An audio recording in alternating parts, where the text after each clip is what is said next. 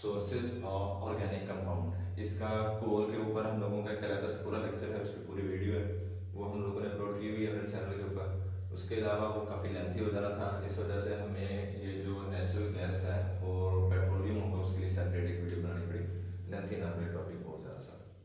तो आज हम लोग स्टार्ट करेंगे नेचुरल गैस। नेचुरल बेटा किसकी होती है? कुदरती गैस। कैसे हम लोग कहते हैं, जैसे हम लोगों को पता है स्टेट्स ऑफ मैटर है, मादा की हालतें तीन होती हैं, लिक्विड, सॉलिड एंड गैस। वो on the base of their intermolecular forces होती हैं, on the base of their melting and boiling point होती है। तो हम लोग आज जो चीज डिस्कस करेंगे वो होगा हमारा नेचुरल गैस। अब नेचुरल गैस की डेफिनेशन की तरफ अगर हम लोग बढ़े तो ये गैसियस मिक्सचर होता है, गैसों का एक मिक्सचर होता है। मिक्सचर हम लोगों ने पहले भी पढ़ा हुआ है। मिक्सचर जो होता है वो impure substance of matter, impure यानी कि ना खालिश जो हालत होती है मादे की, उसको मिक्सचर का नाम देते हैं। मिक्स का मतलब भी वो होता है हल करना, दो या दो से ज्यादा चीजों को जब हम लोग आपस में हल कर लेते हैं तो बेटा मिक्सचर बन जाता है। अब ये जो मिक्सचर है लो बॉइलिंग हाइड्रोकार्बन्स का होता है। लो बॉइलिंग यानी कि जो इजीली थोड़े टेम्परेचर के ऊपर ही हीट अप करने के बाद गैसेस स्टेट के अंदर कन्वर्ट हो जाते हैं, उनको हम लोग लो बॉइलिंग हाइड्रोकार्बन्स के अंदर बेटा कन्वर्ट करते हैं। तो इनके अंदर बेसिक तौर पर बहुत ज्यादा सारी चीजें होती है, जैसे मीथेन होती है, इथेन होती है, और बाकी थोड़े से content carbon monoxide, carbon dioxide, hydrogen, फिर सल्फर की कुछ मिकदार होती है, और बाकी सारी की सारी चीजें होती हैं, वो हम लोग इंशाल्लाह कंपोजिशन में डिस्कस करेंगे। तो इसके बाद क्या है, ये जो नेचुरल गैस है वो उसकी फॉर्मेशन कैसे होती है, बनती कैसे है। तो बेटा हम लोगों ने ये चीज को जो कोल फॉर्मेशन थी उसके अंदर भी बड़ी डिटेल में डिस्कस किया था। सेम उसी तरीके से यहाँ पर भी होगा कि जब हमारे प्लांट्स हैं या फिर जो बेटा एनिमल्स होते हैं, वो एनिमल्स आफ्टर देयर डेथ, अपने मरने के बाद बरी हो जाएंगे। जैसे हम लोगों ने पढ़ा था पिछले टॉपिक में, वो बरी हो जाएंगे। वो बरी कहां पर होंगे? अर्थ क्रस्ट में। अर्थ क्रस्ट सतह जमीन के ऊपर बरी हो जाएंगे। अब ये जो उनका बरी होना है ना, वो हम लोगों ने लास्ट टॉपिक में बड़ी डिटेल में डिस्कस किया था, आप लोग वहां से भी कर सकते हो। थोड़ा सा ओवरव्यू में यहाँ पे दूंगा। तो उसके अंदर ये है कि जैसे अल्लाह ना करे सैलाब आ जाए, जलजले आ जाए या आंधियां तूफान आ जाए, उनकी वजह से हमारे जो दरख्त वगैरह है वो गिर जाते हैं, फिर उसके ऊपर मिट्टी आ जाती है, उसके ऊपर बैक्टीरियल डिकम्पोजिशन स्टार्ट हो जाती है, फिर प्रेशर टेम्परेचर का अटैक होता है, फर्दर टाइम के साथ साथ उसके ऊपर जो होता है मजीद ज्यादा मिट्टी आ जाती है, तो वो बेटा उसके ऊपर प्रेशर इंक्रीज होता रहता है। तो with the passage of time जब उसके ऊपर प्रेशर इंक्रीज होगा, टेम्परेचर बढ़ेगा, उसके अंदर कंपोजिशन जो होती है ना वो चेंज होती रहती है। तो जब कंपोजिशन चेंज हो जाएगी तो वो ऑर्गेनिक मैटर डिके होकर एक फॉर्म से दूसरी फॉर्म, फिर दूसरी से तीसरी, फिर सो ऑन कन्वर्ट होता रहता है। तो यहाँ पर भी जो फॉर्मेशन होती है ना, इस फॉर्मेशन के लिए हमें जो टाइम पीरियड रिक्वायर्ड होता है वो भी सेम उसी तरीके से मिलियंस ऑफ ईयर्स रिक्वायर्ड होते हैं। लाखों क्या करोड़ों सालों की रिक्वायरमेंट होती है, और ये जो करोड़ों सालों की रिक्वायरमेंट होती है उसके बाद जब कंपोजिशन उसकी चेंज हो जाएगी, ऑर्गेनिक मटेरियल जो कि हम लोग नेचुरल सोर्सेज की ही बात कर रहे हैं, उसी नेचुरल सोर्सेज कंपोजिशन चेंज होने के बाद बेटा वो हमारे नेचुरल गैस में कन्वर्ट हो जाएगा। ठीक है, अब यही जो नेचुरल गैस होती है फिर उसको हम लोग यूसेज के अंदर भी लेके चलेंगे, वो खैर फर्दर आगे चीजें हैं। अब इसके अगर हम लोग कंपोजिशन की बात करते हैं तो इसमें जो मेजर पोर्शन होता है वो होता है बेटा मीथेन का। अब ये जो मीथेन है ना, ये हमारी 80 to 90% तक मौजूद होती है। हमारी कुछ बुक्स के अंदर ये चीज जो है वो लिखी हुई है 80 to 85%, कुछ जगहों पे यही कंपोजिशन लिखी हुई है 95%, कुछ जगहों पे यही कंपोजिशन लिखी हुई है 97%। अब ये जो कंपोजिशन है ना बेटा गैसेस की, ये हम लोगों ने जैसे लास्ट टॉपिक में भी डिस्कस किया था, ये डिपेंड करती है on the basis of their composition, यानी कि वो बनेगा कैसे हैं, on the basis of their origination कि वो कहां से ओरिजिनेटेड है, उसके अलावा on the basis of their impurities, उसके अंदर और कौन-कौन सी नाखालिश चीजें हैं मौजूद, तो उसकी बुनियाद के ऊपर होती है। तो यहाँ पर कंपोजिशन मीथेन की 80 से 90% तक होती है। फिर इसके अलावा इसमें सम अमाउंट ऑफ इथेन मौजूद होती है। अब ये जो इथेन होती है ना, वो भी बेटा हमारी यहाँ पे 8 to 10% तक मौजूद होती है, और कुछ जगहों पे यही कंपोजिशन 2 to 5 यानी कि 2 से लेके 5% तक भी मौजूद। फिर इसके अलावा इसमें सम अमाउंट, कुछ अमाउंट जो होती है वो बेटा कार्बन मोनोऑक्साइड, थोड़ी सी मिकदार कार्बन डाइऑक्साइड की, फिर इसमें हाइड्रोजन गैस भी होती है। हाइड्रोजन सल्फाइड भी और कुछ और कंपाउंड्स भी मौजूद होते हैं depending upon the composition of organic material की ऑर्गेनिक मटेरियल जिससे ये नेचुरल गैस बन रही है उसके अंदर कौन कौन सी चीजें थी उसकी बुनियाद के ऊपर होगा। क्योंकि अगर हम लोग देखेंगे ये बेटा जो हमारा कोयला है ये नेचुरल गैस है, ये हम लोग आगे पेट्रोलियम पढ़ेंगे, ये एक तो हम लोग देखते हैं कि सी बेड से भी निकालते हैं यानी कि समंदर की जो तह होती है वहां से भी निकालते हैं। कुछ ऐसे भी होता है जब सी बेड ड्राई हो जाता है यानी कि खुश्कसाली हो तो समंदर का लेवल कम होने की वजह से जो किनारे हैं वो हमें नुमाया नजर आना शुरू हो जाते हैं।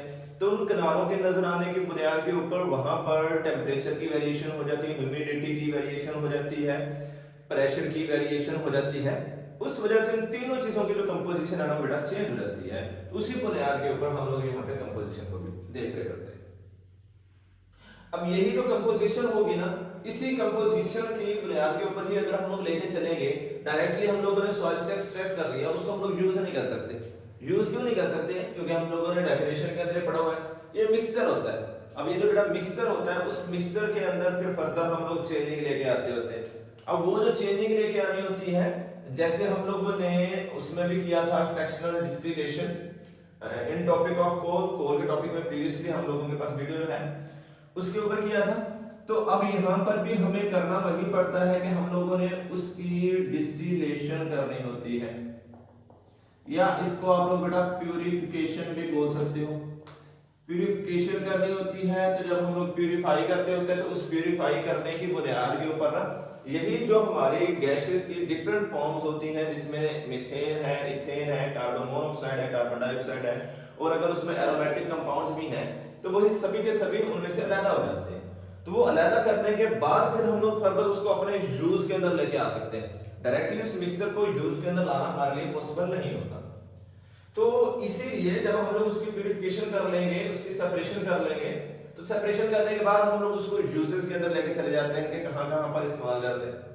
तो हम लोगों को कॉमनली ये चीज बेटा पता है कि हम लोग इसको ना डोमेस्टिक पर्पसेस के लिए भी इस्तेमाल करते हैं। डोमेस्टिक मतलब घरों में जो एलपीजी सिलेंडर्स होते हैं उनके तौर पर भी इस्तेमाल कर रहे होते हैं, नेचुरल गैस को इस्तेमाल कर रहे हैं, सुई गैस के तौर पर भी इस्तेमाल कर रहे होते हैं। फिर इसके अलावा बेटा इसको हम लोग इंडस्ट्रीज के अंदर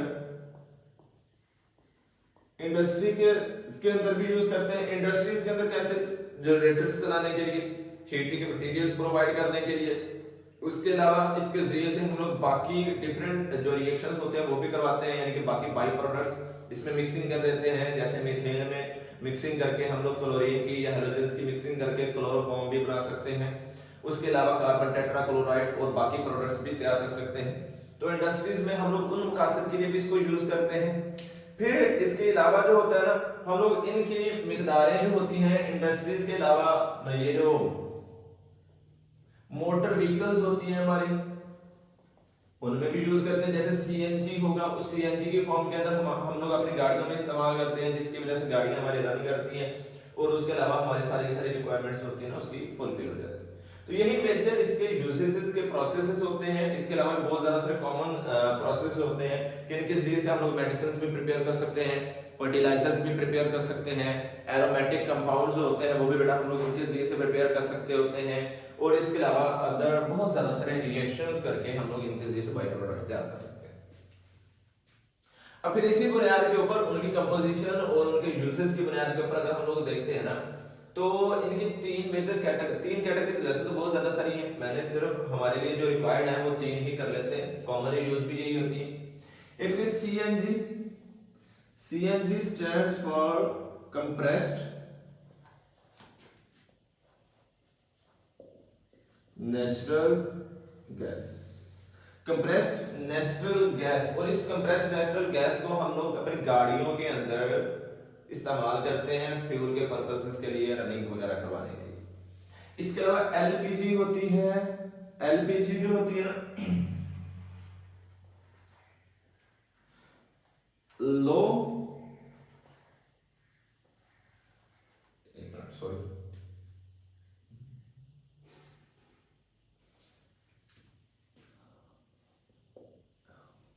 ये जो एलपीजी हमारी होती है ना ये होती है लिक्विफाइड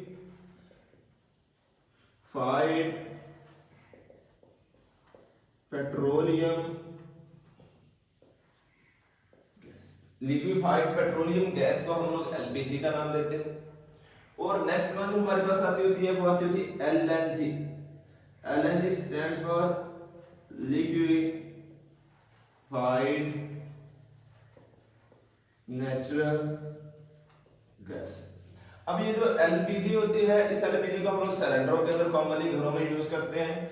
और ये जो एलएनजी होती है लिक्विफाइड नेचुरल गैस, ये अगर हम लोगों ने कैरी आउट करना होता है, एक जगह से दूसरी जगह पर गैस को लेके जाना होता है, तो गैसियस स्टेट में उसको लेके जाना एक जगह से दूसरी जगह डिफिकल्ट होता है।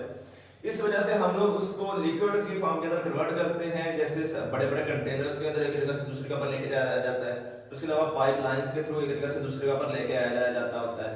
तो वो सारे का सारा हमारा एलएनजी की फॉर्म के अंदर नेचुरल गैस को कैरी किया जाता है, जिसकी वजह से हमें बेहद आसानी हो जाती है। तो ये बेटा इसके अंदर कुछ टाइप्स और यूजेस हैं।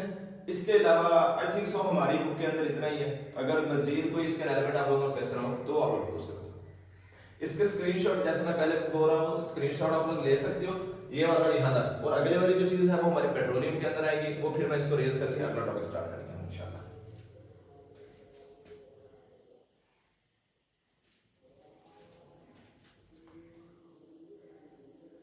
जी तो बेटा अगला हम लोग टॉपिक स्टार्ट करते हैं यहाँ पे।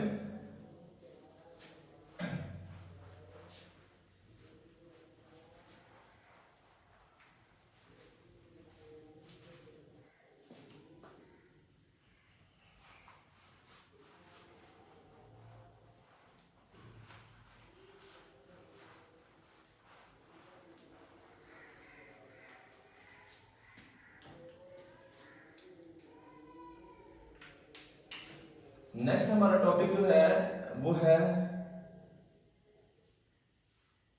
पेट्रोलियम। तो बेटा ये जो पेट्रोलियम है, हम लोगों ने तीन सोर्सेस पढ़े थे, कोल, natural gas and petroleum.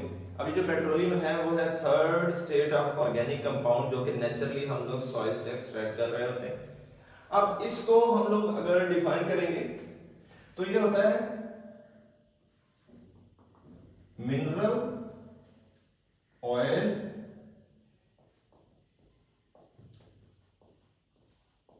Extracted from rocks, या आप लोग सिंपली कह सकते हो अर्थ। वो मिनरल ऑयल, ऑयल मतलब लिक्विड फॉर्म में मौजूद होता है, वो मिनरल ऑयल जो कि हम लोग एक्सट्रैक्ट करते हैं रॉक से, चट्टानों से या जमीन के अंदर से हासिल करते हैं, उसको बेटा हम लोग पेट्रोलियम का नाम देते हैं। अब पेट्रोलियम का जो लफ्ज है ये दो लफ्ज से एब्रीवेटेड है। ये स्पेलिंग की थोड़ी बहुत आप लोग देख लेना। तो एब्रीवेशन ये दो लफ्जों से है। एक जो है वो हमारा है पेट्रा, जो कि बुनियादी तौर पर ग्रीक वर्ड है पेट्रोस,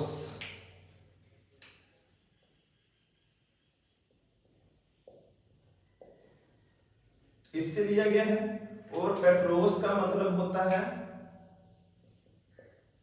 रॉक। और दूसरा जो है ना बेटा हमारे पास है यहाँ पे ओलियम। ये जो ओलियम है ये लिया गया है लैटिन वर्ड से, और लैटिन वर्ड जो है ओलियम, इसका मतलब होता है ऑयल। अब बेसिक तौर पर इसको रॉक ऑयल का नाम देते हैं। अगर सिंपल डिफाइन हम लोग करेंगे ना पेट्रोलियम की, तो वो रॉक ऑयल होता है, यानी कि वो ऑयल लिक्विड फॉर्म के अंदर मौजूद जो कि हम लोग डायरेक्टली रॉक से हासिल करते हैं, वो रॉक ऑयल कहलाता है। अब इसको रॉक ऑयल क्या नाम क्यों देते हैं वो हम लोग इसकी रीजन भी डिस्कस करते हैं। अब वो रीजन इसके अंदर बेटा आती है फॉर्मेशन में ही। हम लोगों के पास सोर्सेज ऑर्गेनिक कंपाउंड जितने भी अभी तक पढ़ते आ रहे हैं हम लोग, कोक है, सॉरी कोल है, ये नेचुरल गैस हम लोगों ने पढ़ा है, उनके सोर्सेज सेम ही। अब यहाँ पर भी सेम होगा कि ये जो इसकी फॉर्मेशन होती है, ये फॉर्मेशन होती है फ्रॉम डेड प्लांट्स और एनिमल्स that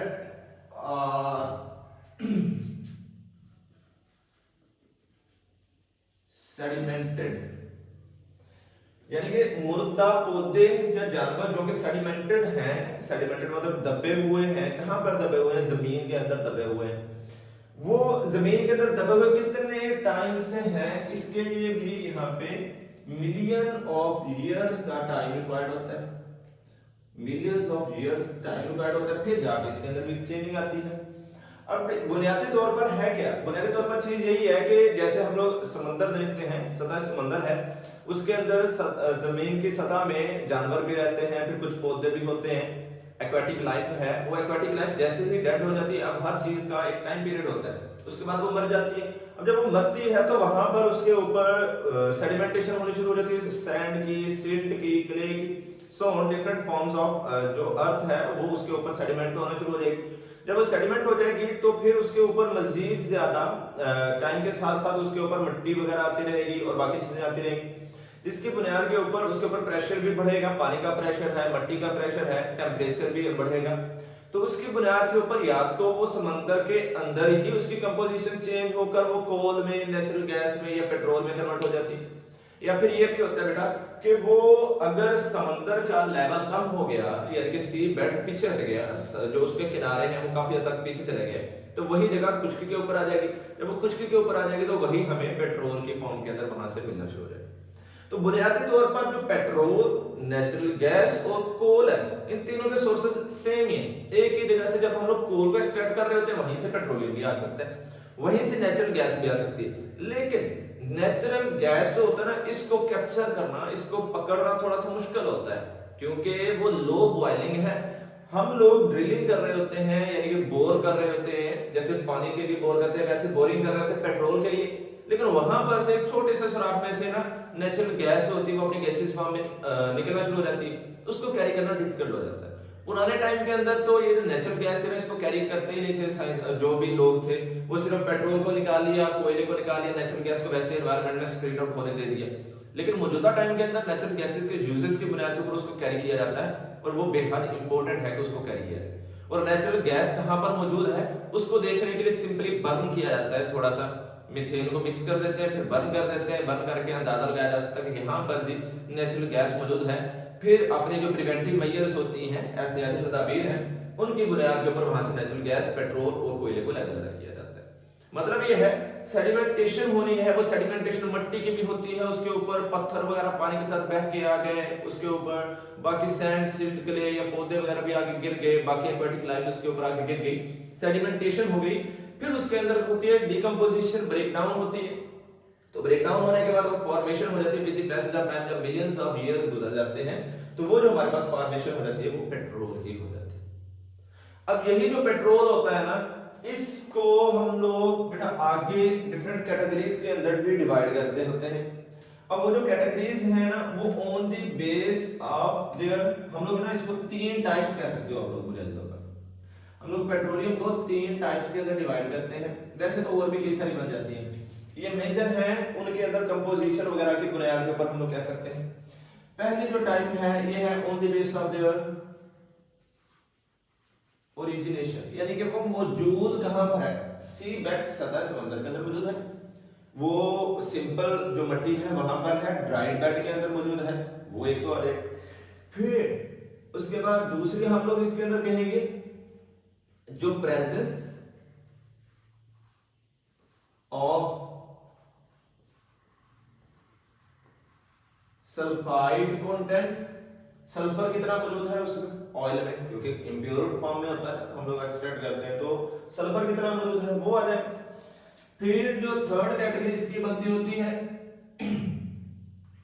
वो बनती है इसकी डेंसिटी, इसको एक रेप्टी का भी नाम देते हैं। अब डेंसिटी मतलब उसके गाढ़ेपन, कौन सा जो है वो हमारा क्रूड ऑयल, हम लोग उसकी डिफाइन भी करते हैं, कौन सा किस फॉर्म के अंदर अवेलेबल है वो बेटा हम लोग लेते हैं। इस तीन की बुनियाद के ऊपर ओरिजिनेशन कहां से ओरिजिनेट किया है, यानी कि साउथ अफ्रीका से ओरिजिनेट किया है, इंडिया से ओरिजिनेट किया है। जैसे सबसे पहले तो इसके यूएसए में जो इसका वेल था कुआं था, सबसे पहले यूएसए में 18 समथिंग के अंदर इसको पंप करना शुरू किया गया था कुएं से।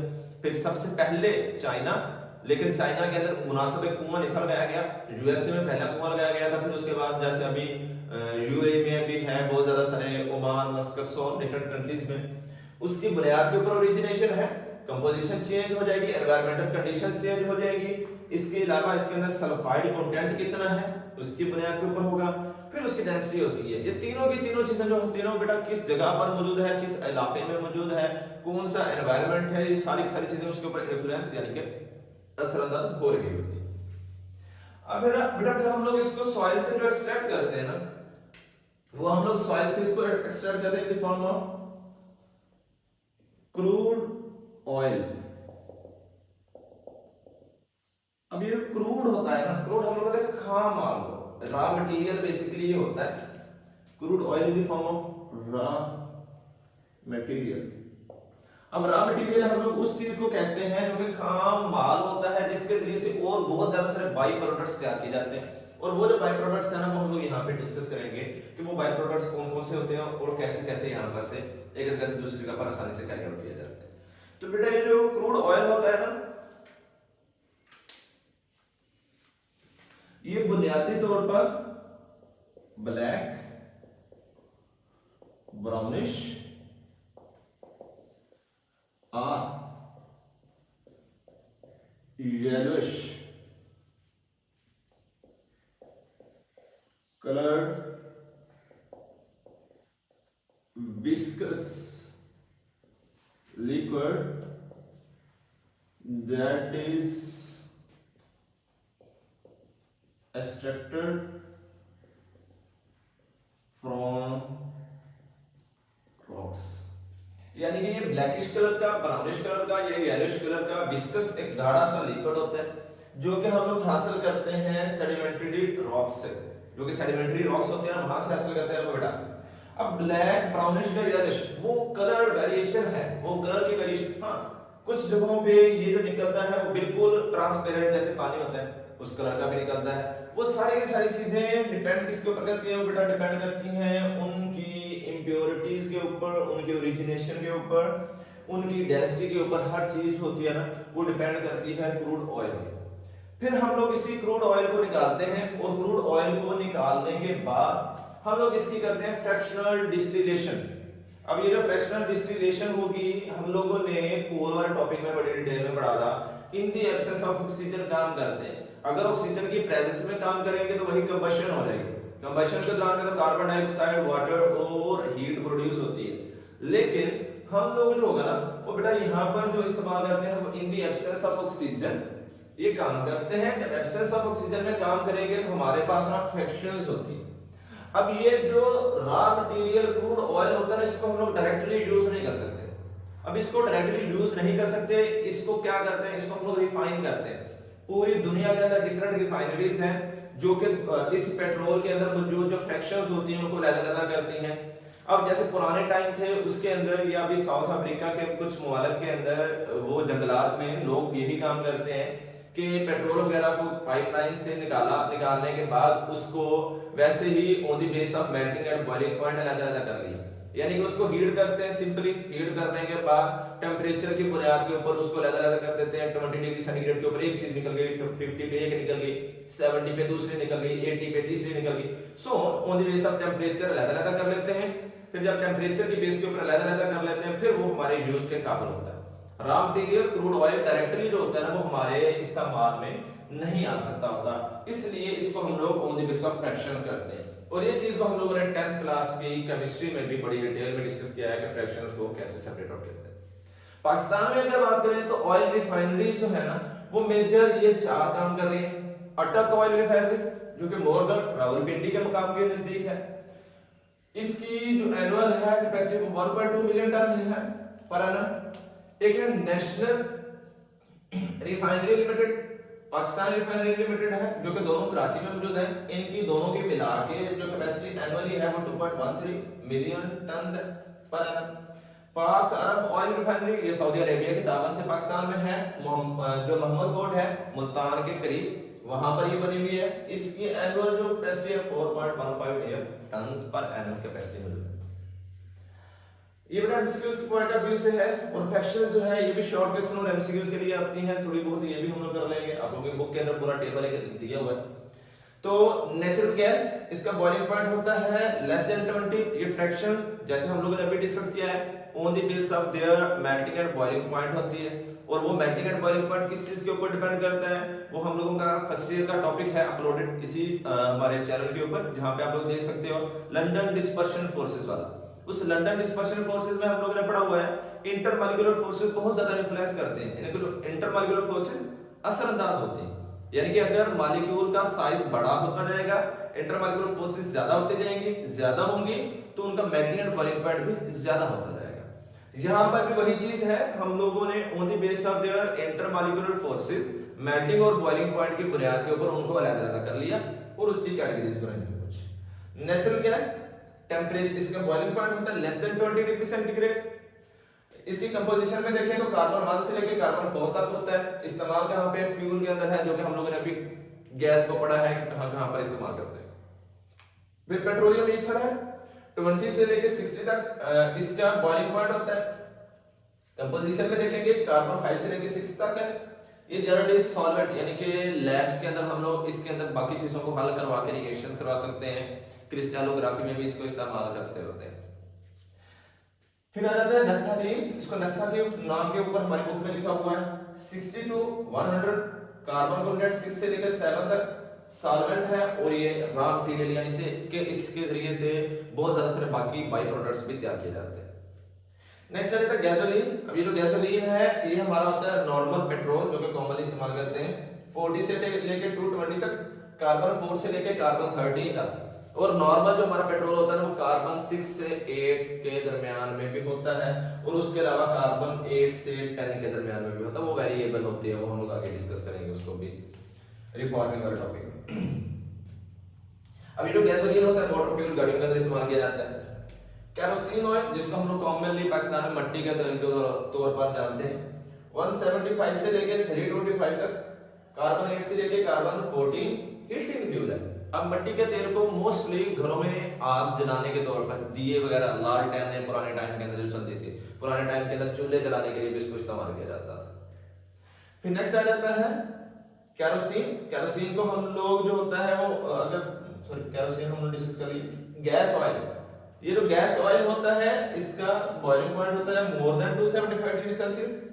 कार्बन 12 से कार्बन 18 डीजल है, और हीटिंग फ्यूल यानी कि आग जलाकर इसके जरिए पे एनर्जी हासिल की जाती है। लुब्रिकेटिंग मटेरियल, यानी कि जो हम लोग ग्रीस वगैरह देखते हैं वो आ जाती है, इसमें वैक्सीज आ जाती हैं जो कि फ्रिक्शंस को कम करने के लिए इस्तेमाल की जाती है। ये एक विस्कस गाढ़ा सा लिक्विड होता है, कार्बन 18 से ज्यादा इसमें मौजूद होते हैं, लुब्रिकेशन फ्रिक्शन को खत्म करने के लिए इस्तेमाल किया जाता है। पैराफिन है, मेल्टिंग पॉइंट ही इसका 50 से 60 तक है, बाकी इसका बॉइलिंग पॉइंट वेरिएबल होता है क्योंकि इसमें कार्बन कंटेंट की वेरिएशन पाई जाती है। कार्बन 23 से 29 वैक्सीन के तौर पर इस्तेमाल किया जाता है, कि कवर कर देता है और उसको डिसॉल्व होने से बचा सकता है। हीट प्रूफिंग के तौर पर भी इस्तेमाल करता है।